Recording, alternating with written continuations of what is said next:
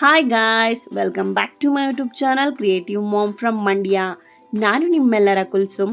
ಯಾರೆಲ್ಲ ನನ್ನ ಯೂಟ್ಯೂಬ್ ಚಾನಲ್ಗೆ ಫಸ್ಟ್ ಟೈಮ್ ಬಂದು ವಿಸಿಟ್ ಮಾಡ್ತಾ ಇದ್ದೀರಾ ಹಾಗೂ ಯಾರೆಲ್ಲ ನನ್ನ ಚಾನಲ್ನ ಇನ್ನೂ ಸಬ್ಸ್ಕ್ರೈಬ್ ಮಾಡದೆ ಹಾಗೆ ನೋಡ್ತಾ ಇದ್ದೀರಾ ಅವರೆಲ್ಲ ದಯವಿಟ್ಟು ನನ್ನ ಚಾನಲ್ನ ಸಬ್ಸ್ಕ್ರೈಬ್ ಮಾಡಿ. ಆದಷ್ಟು ಈ ವಿಡಿಯೋನ ನಿಮ್ಮ ಫ್ರೆಂಡ್ಸ್ ಮತ್ತು ಫ್ಯಾಮಿಲಿ ಜೊತೆ ತಪ್ಪದೆ ಶೇರ್ ಮಾಡಿ. ನಿಮ್ಮ ಒಂದು ಶೇರ್ ಹಾಗೂ ಒಂದು ಲೈಕಿಂದ ಈ ವಿಡಿಯೋ ತುಂಬ ಜನರಲ್ಲಿ ತಲುಪುತ್ತೆ. ಇದರಿಂದ ನನಗೆ ತುಂಬಾ ಒಂದು ಸಪೋರ್ಟ್ ಸಿಕ್ಕಂಗಾಗತ್ತೆ ಅಂತ ಹೇಳ್ತಾ ಬನ್ನಿ ಇವತ್ತಿನ ವಿಡಿಯೋನ ಸ್ಟಾರ್ಟ್ ಮಾಡೋಣ. ನಾನಿವತ್ತು ನಿಮ್ಮೆಲ್ಲರ ಜೊತೆ ಬ್ಯಾಂಗ್ಳೂರ್ ಫೇಮಸ್ ಆದಂತಹ ಫ್ರೈಡ್ ಚಿಕನ್ ಕಬಾಬ್ನ ಹೇಗೆ ಮಾಡೋದು ಅಂತ ನಿಮ್ಮ ಜೊತೆ ನಾನು ಶೇರ್ ಮಾಡ್ತಾ ಇದ್ದೀನಿ. ಇದು ತುಂಬಾ ಅಂದರೆ ತುಂಬಾ ಟೇಸ್ಟಿಯಾಗಿರುತ್ತೆ ಹಾಗೂ ಸ್ಪೈಸಿಯಾಗಿ ಜ್ಯೂಸಿಯಾಗಿರುತ್ತೆ. ಇದನ್ನು ನೀವು ಸಹ ನಿಮ್ಮ ಮನೇಲಿ ಟ್ರೈ ಮಾಡಿ ಅಂತ ಹೇಳ್ತೀನಿ.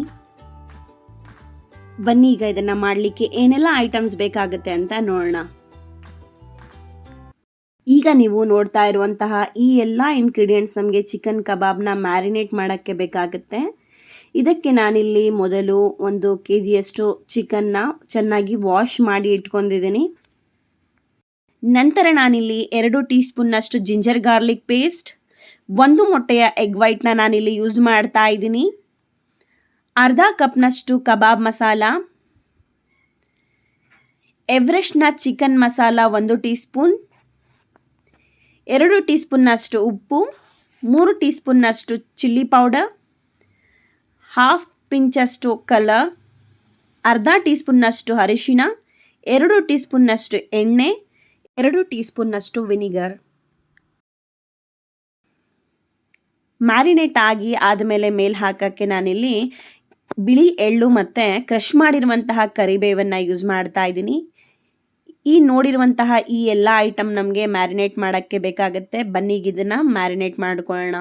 ಮೊದಲು ನಾನಿಲ್ಲಿ ಒಂದು ಪಾತ್ರೆಯಲ್ಲಿ ಕಬಾಬ್ ಮಸಾಲ, 2 ಟೀ ಸ್ಪೂನ್ನಷ್ಟು ಜಿಂಜರ್ ಗಾರ್ಲಿಕ್ ಪೇಸ್ಟ್, 3 ಟೀ ಸ್ಪೂನ್ನಷ್ಟು ಚಿಲ್ಲಿ ಪೌಡರ್, 2 ಟೀ ಸ್ಪೂನ್ನಷ್ಟು ಉಪ್ಪು, ಹಾಫ್ ಟೀ ಸ್ಪೂನ್ನಷ್ಟು ಅರಿಶಿಣ, 2 ಟೀ ಸ್ಪೂನ್ನಷ್ಟು ವಿನಿಗರ್, ಒಂದು ಎಗ್ ವೈಟ್ನ ಇದರಲ್ಲಿ ನಾನು ಹಾಕ್ಕೊಳ್ತಾ ಇದ್ದೀನಿ, ಹಾಫ್ ಟೀ ಸ್ಪೂನ್ನಷ್ಟು ರೆಡ್ ಕಲರ್. ಇಷ್ಟನ್ನೆಲ್ಲ ಹಾಕ್ಕೊಂಡು ಚೆನ್ನಾಗಿ ಇದನ್ನು ಮಿಕ್ಸ್ ಮಾಡ್ಕೊಳ್ಬೇಕು. ನಾನು ಆವಾಗಲೇ ಎಗ್ ವೈಟ್ ಮಾತ್ರ ಹಾಕಬೇಕು ಅಂತ ಯಾಕೆ ಹೇಳಿದೆ ಅಂತ ಅಂದರೆ ಎಗ್ ಯಾಕ್ನ ಹಾಕೋದ್ರಿಂದ ಅದು ತುಂಬಾ ನೊರೆ ಥರ ನಾವು ಕರೆದಾಗ ಬಿಡುತ್ತೆ. ಆ ನೊರೆ ಬರಬಾರ್ದು ಹಾಗೂ ಇದಾಗಬಾರ್ದು ಅಂತಂದರೆ ಎಗ್ ಯಾಕ್ನ ಹಾಕಬಾರ್ದು. ಎಗ್ ವೈಟ್ನ ಮಾತ್ರ ಹಾಕಿದ್ರೆ ಸಾಕು. ಇದನ್ನು ಈಗ ನಾನು ಚೆನ್ನಾಗಿ ಮಿಕ್ಸ್ ಮಾಡ್ಕೊಂಡೆ. ಇದಕ್ಕೆ ನಾನು 2 ಟೀ ಸ್ಪೂನ್ನಷ್ಟು ಅಳತೆಯಲ್ಲಿ ಎವರೆಸ್ಟ್ನ ಮಸಾಲ ಹಾಕ್ಕೊಳ್ತಾ ಇದ್ದೀನಿ, ಚಿಕನ್ ಮಸಾಲಾನ. 2 ಟೀ ಸ್ಪೂನ್ನಷ್ಟು ಬ್ಲ್ಯಾಕ್ ಪೆಪ್ಪರ್ ಪೌಡರ್ನ ನಾನು ಇದರಲ್ಲಿ ಹಾಕ್ಕೊಳ್ತಾ ಇದ್ದೀನಿ. ಇದನ್ನೆಲ್ಲ ಹಾಕ್ಕೊಂಡು ಚೆನ್ನಾಗಿ ನಾವು ಮಿಕ್ಸ್ ಮಾಡ್ಕೊಳ್ಬೇಕು. ಇದನ್ನು ಚೆನ್ನಾಗಿ ಮಿಕ್ಸ್ ಆದ ನಂತರ ನಾನು ಚಿಕನ್ನ ಇದರಲ್ಲಿ ಹಾಕ್ಕೊಳ್ತಾ ಇದ್ದೀನಿ. ಚಿಕನ್ನ ಚೆನ್ನಾಗಿ ವಾಶ್ ಮಾಡಿ ನೀರಿಲ್ಲದೆ ಇರೋ ಥರ ಮಾಡಿ ಹಾಕಿ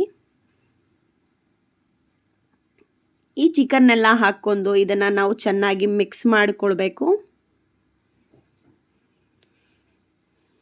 ನಾನು ವಿನಿಗರ್ ಬದಲು ನಿಂಬೆಹಣ್ಣನ್ನು ಹಾಕ್ತೀನಿ. ಇವತ್ತು ನಿಂಬೆಹಣ್ಣು ಮನೇಲಿ ಇರಲಿಲ್ಲ, ಅದರಿಂದ ನಾನು ಇವತ್ತು ವಿನಿಗರ್ನ ಹಾಕಿರೋದು.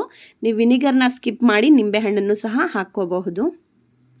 ಇದನ್ನು ನಾನು ಚೆನ್ನಾಗಿ ಮಿಕ್ಸ್ ಮಾಡಿ ಒಂದು ಹಾಫ್ ಆನ್ ಅವರ್ ಅಷ್ಟು ಕಾಲ ಇದನ್ನು ನಾನು ಲಿಡ್ಡನ್ನು ಕ್ಲೋಸ್ ಮಾಡಿ ಬಿಟ್ಬಿಡಿ. ನಂತರ ಒಂದು ಅರ್ಧ ಗಂಟೆ ಆದಮೇಲೆ ಇದನ್ನು ಫ್ರೈ ಮಾಡ್ಕೊಳ್ಳಿ. ಎಲ್ಲ ಹಾಕಿ ಮಿಕ್ಸ್ ಮಾಡಾದಮೇಲೆ ನಾನು ಇದಕ್ಕೆ ಕರಿಬೇವು ಮತ್ತು ಬಿಳಿ ಎಳ್ಳನ್ನು ಹಾಕ್ಕೊಳ್ತಾ ಇದ್ದೀನಿ. ಇದನ್ನೆಲ್ಲ ಹಾಕಿದ ಮೇಲೆ ಒಂದು ಲಿಡ್ನ ಕ್ಲೋಸ್ ಮಾಡಿ ಅರ್ಧ ಗಂಟೆ ಬಿಟ್ಬಿಡಿ. ನಾನಿಲ್ಲಿ ವಿಡಿಯೋ ಮಾಡ್ತಿರೋದಕ್ಕೆ ನಾನು ರೆಡ್ ಕಲರ್ನ ಯೂಸ್ ಮಾಡಿದ್ದೀನಿ. ಆದಷ್ಟು ನೀವೇ ಸಹ ರೆಡ್ ಕಲರ್ನ ಹಾಕ್ಲಿಕ್ಕೆ ಹೋಗಬೇಡಿ. ಇದು ತುಂಬಾ ನಮ್ಮ ಹೆಲ್ತ್ಗಾಗಿರಲಿ ಎಫೆಕ್ಟ್ ಬೀಳುತ್ತೆ. ಕಲರ್ ಇಲ್ಲದೇ ಸಹ ನಾವು ಮಾಡ್ಕೊಳ್ಬಹುದು. ಇದು ನಾನು ವಿಡಿಯೋ ಮಾಡ್ತಿದ್ದೀನಿ ಅಂತ ಮಾತ್ರ ಚೆನ್ನಾಗಿ ಕಾಣುತ್ತೆ ಅಂತ ಅಂದ್ಬಿಟ್ಟು ಕಲರ್ ಹಾಕಿರೋದು. ಒಂದು ಅರ್ಧ ಗಂಟೆಯ ನಂತರ ನಾನಿಲ್ಲಿ ಒಂದು ಕಡಾಯಿನ ಬಿಸಿ ಮಾಡೋಕ್ಕಿಟ್ಟು ಕಡಾಯಿ ಬಿಸಿ ಆದಮೇಲೆ ಅದಕ್ಕೆ ಕಾಲು ಭಾಗದಷ್ಟು ಆಯಿಲ್ನ ಹಾಕ್ಕೊಳ್ತಾ ಇದ್ದೀನಿ. ಎಣ್ಣೆ ಚೆನ್ನಾಗಿ ಬಿಸಿ ಆದಮೇಲೆ ನಾನೀಗ ಇದಕ್ಕೆ ಆವಾಗಲೇ ಏನು ಮ್ಯಾರಿನೇಟ್ ಮಾಡಿ ಇಟ್ಕೊಂಡಿದ್ದೆ ಅದನ್ನು ಚೆನ್ನಾಗಿ ಇನ್ನೊಂದ್ಸಲಿ ಮಿಕ್ಸ್ ಮಾಡಿ ಒಂದೊಂದಾಗೆ ಇದನ್ನು ನಾನು ಇದರಲ್ಲಿ ಹಾಕ್ಕೊಳ್ತಾ ಇದ್ದೀನಿ. ಎಲ್ಲ ಪೀಸಸ್ನು ಒಂದೇ ಸಲ ಹಾಕಕ್ಕೆ ಹೋಗ್ಬೇಡಿ. ಒಂದು 2 ಯಾ 3 ಟೈಮ್ಸ್ ಮಾಡಿ ಇದನ್ನು ಫ್ರೈ ಮಾಡ್ಕೊಳ್ಳಿ. ಆದಷ್ಟು ಹಾಕಿದ ತಕ್ಷಣನೇ ಅಲ್ಲಾಡ್ಸೋಕ್ಕೆ, ಅಂದರೆ ಅದನ್ನು ಮತ್ತೆ ಸ್ಟಿರ್ ಮಾಡೋಕ್ಕೆ ಹೋಗಬೇಡಿ. ಒಂದು 5ರಿಂದ 6 ನಿಮಿಷ ಇದನ್ನು ಲೋ ಫ್ಲೇಮಲ್ಲೇ ಇಟ್ಟು ಮೊದಲು ಚೆನ್ನಾಗಿ ಇದನ್ನು ಫ್ರೈ ಮಾಡ್ಕೊಳ್ಳಿ. ನಂತರ ಇದನ್ನು ಸ್ಟಿರ್ ಮಾಡಿ. ಎರಡೂ ಸೈಡಲ್ಲಿ ಇದನ್ನು ಚೆನ್ನಾಗಿ ಫ್ರೈ ಮಾಡ್ಕೊಂಡ್ರೆ ನಮ್ಮ ಚಿಕನ್ ಕಬಾಬ್ ರೆಡಿ ಆಗುತ್ತೆ. ನೋಡಿದ್ರಲ್ಲ ಈ ಬ್ಯಾಂಗ್ಳೂರ್ ಸ್ಟೈಲ್ನ ಚಿಕನ್ ಕಬಾಬ್ನ ಹೇಗೆ ಮಾಡೋದು ಅಂತ. ಈ ಚಿಕನ್ ಕಬಾಬ್ ತುಂಬಾ ಜ್ಯೂಸಿ ಹಾಗೂ ಸ್ಪೈಸಿಯಾಗಿ ಇರುತ್ತೆ. ಇದನ್ನು ನಾವು ಗ್ರೀನ್ ಚಟ್ನಿ ಜೊತೆ ಸರ್ವ್ ಮಾಡಿದ್ರೆ ಇನ್ನೂ ಅದರ ಟೇಸ್ಟ್ ಡಬಲ್ ಆಗುತ್ತೆ ಅಂತಲೇ ಹೇಳಬಹುದು. ಈ ರೆಸಿಪಿನ ನೀವು ಸಹ ನಿಮ್ಮ ಮನೇಲಿ ಟ್ರೈ ಮಾಡಿ ಹೇಗಾಗಿತ್ತು ಅಂತ ನನಗೆ ಕಮೆಂಟ್ ಬಾಕ್ಸ್ನಲ್ಲಿ ತಿಳಿಸಿ ಅಂತ ಹೇಳ್ತಾ ಈ ವಿಡಿಯೋನ ನಾನು ಇಲ್ಲೇ ಎಂಡ್ ಮಾಡ್ತೀನಿ. ನನ್ನ ಯೂಟ್ಯೂಬ್ ಚಾನಲಲ್ಲಿ ಇದಕ್ಕಿಂತ ಮುಂಚೆ ಹಲವಾರು ವಿಡಿಯೋಸ್ಗಳಿವೆ. ಇನ್ನೂ ಯಾರೆಲ್ಲ ಆ ವಿಡಿಯೋಸ್ನ ನೋಡಿಲ್ಲ ಅವರೆಲ್ಲ ದಯವಿಟ್ಟು ನನ್ನ ಚಾನಲ್ನ ವಿಸಿಟ್ ಮಾಡಿ ಆ ವಿಡಿಯೋಸ್ನೆಲ್ಲ ನೋಡಿ, ಹಾಗೂ ನಿಮ್ಮ ಫ್ರೆಂಡ್ಸ್ ಮತ್ತು ಫ್ಯಾಮ್ಲಿ ಜೊತೆ ತಪ್ಪದೆ ಶೇರ್ ಮಾಡಿ. ಇದರಿಂದ ನನಗೆ ತುಂಬ ಸಪೋರ್ಟ್ ಸಿಗುತ್ತೆ.